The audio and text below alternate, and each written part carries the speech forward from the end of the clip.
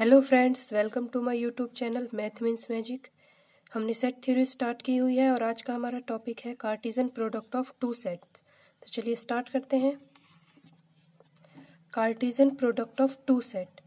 देखिए, इसकी डेफिनेशन समझने से पहले हम कुछ चीज़ें समझ लेते हैं। हमें क्या करना है, प्रोडक्ट करना है दो सेट का, तो दो सेट लेट करने पड़ेंगे। हमने ले लिया let A and B be two given set. Let कोई एलिमेंट ए से लिया एंड कोई एलिमेंट बी से लिया। देखो, हमने 9th क्लास में बहुत पढ़ा था कोऑर्डिनेट, यहाँ हम वही यूज करेंगे। Then A B denoted an ordered pair। हम इसको ऑर्डर्ड पेयर इस तरह से डिनोट करते थे, जहाँ इसके फर्स्ट एलिमेंट को क्या बोलते हैं, फर्स्ट कोऑर्डिनेट, और इसके सेकंड एलिमेंट को क्या बोलते हैं, second coordinate. And the element A is called first coordinate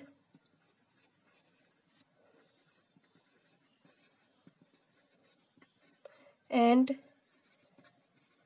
the element, या हम इसको ऑब्जेक्ट भी बोल सकते हैं, इज कॉल्ड सेकंड कोऑर्डिनेट।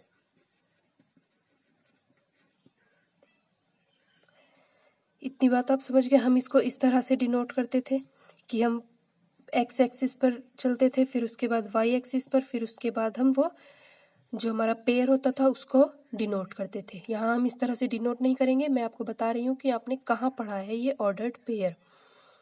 इसके बाद देखो, अगर हम लेते हैं ए बी और हम कहते हैं कि ये इक्वल है सी डी के, तो ये तभी इक्वल होगा if and only if a equal to c हो and b equal to d हो। अगर फर्स्ट एलिमेंट इसका फर्स्ट के इक्वल है और सेकंड वाला सेकंड के, हम इसको तभी बोलेंगे कि ये जो ऑर्डर्ड पेयर है ये इक्वल है। चलो एक एग्जांपल लेते हैं कि 2 5, ये जो 2 5 है ये इक्वल होगा 2 5 के, क्योंकि यहाँ फर्स्ट के इक्वल है, सेकंड के इक्वल है। लेकिन ये 2 5 इक्वल नहीं होगा 5 2 के। क्लियर है? देखिए, जब हमने सेट किया था तो हमारे पास क्या था, उसे ऐसे डिनोट करते थे हम सेट को। यहाँ सेट के पास दो एलिमेंट है, एक 2 और एक 5। तो सेट में तो हम किसी भी एलिमेंट को कहीं भी लिख सकते हैं अगर उसके पास सिर्फ उतने ही एलिमेंट हो। देखो, यहाँ 2 5 था, यहाँ भी 2 5 है, हमने 5 को पहले लिख लिया, 2 को बाद में। इससे कोई फर्क नहीं पड़ता सेट में, लेकिन ये ऑर्डर्ड पेयर है, यहाँ ये इक्वल नहीं होगा लेकिन सेट में ये चीज़ इक्वल होगी। इतनी बात आप समझ गए? तो अब हम इसकी लिखते हैं एक definition.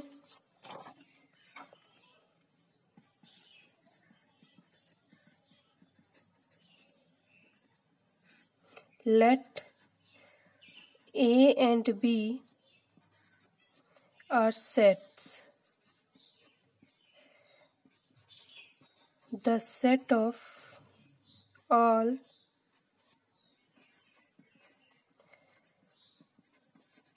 distinct ordered pair whose first coordinate is an element of A and whose second coordinate is an element of B। जहाँ फर्स्ट जो हमारा कोऑर्डिनेट है वो ए का एलिमेंट हो और जो सेकंड है वो बी का एलिमेंट हो। और हम इसको डिनोट कैसे करेंगे, ए क्रॉस बी। इसका मतलब क्या है कि इस सेट के पास कैसे एलिमेंट होंगे, ये एक सेट है, इस तरह से डिनोट करेंगे। ऑर्डर्ड पेयर टाइप के एलिमेंट है जहाँ ए से है एंड बी से है। इतनी बात आप समझ गए, बहुत सिंपल है। चलिए इसका एक एग्जांपल लेते हैं। हमने लिया कि ए के पास एलिमेंट है ए बी सी और बी के पास एलिमेंट है पी क्यू।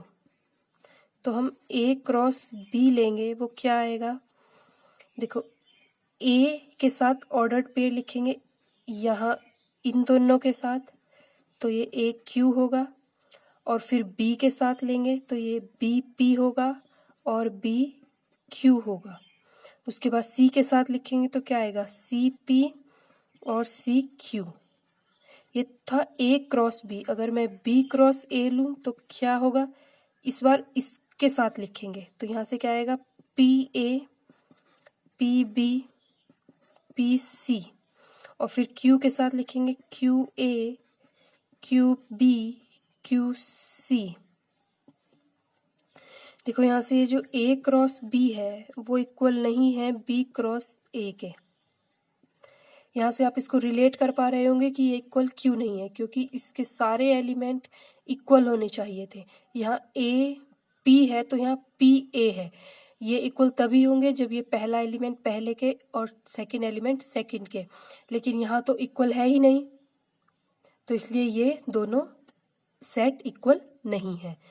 चलिए प्रोडक्ट, ये जो कार्टेशियन प्रोडक्ट है इसके बारे में और चीज़ें देख लेते हैं। पहला point, if set A has n element and set B has m element, then ये जो हमारा A क्रॉस B होगा इसके पास होंगे nm एलिमेंट। सिंपल है, अगर इसके पास A के पास हमारे 3 एलिमेंट हैं और B के पास अगर हमारे 2 एलिमेंट हैं तो जो A क्रॉस B है उसके पास कितने एलिमेंट होंगे, 6 एलिमेंट होंगे। देखिए अभी हमने ये किया था, यहाँ इसका एग्जाम्पल भी यहाँ से देख लेते हैं। यहाँ से इसके पास कितने एलिमेंट हैं, 3। यहाँ से इसके पास कितने एलिमेंट हैं, 2। देखो यहाँ A क्रॉस B के पास कितने आए, 3 4 5 6। तो यहाँ से A क्रॉस B के पास कितने आए, 6 एलिमेंट, मतलब 3 × 2। ये समझ में आ गया। इसके बाद सेकंड पॉइंट क्या है, इफ आइदर A और B is null set,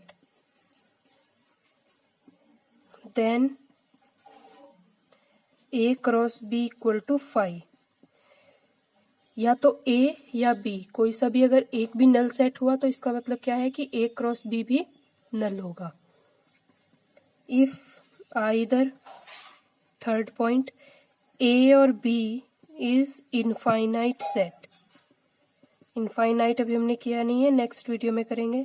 infinite set and other is non empty set, then यहाँ सिर्फ आप इतना ही समझ लो कि A क्रॉस B भी क्या होगा, इज इनफाइनाइट सेट होगा। बहुत सिंपल है। ठीक है, आज यहीं तक। Thank you so much.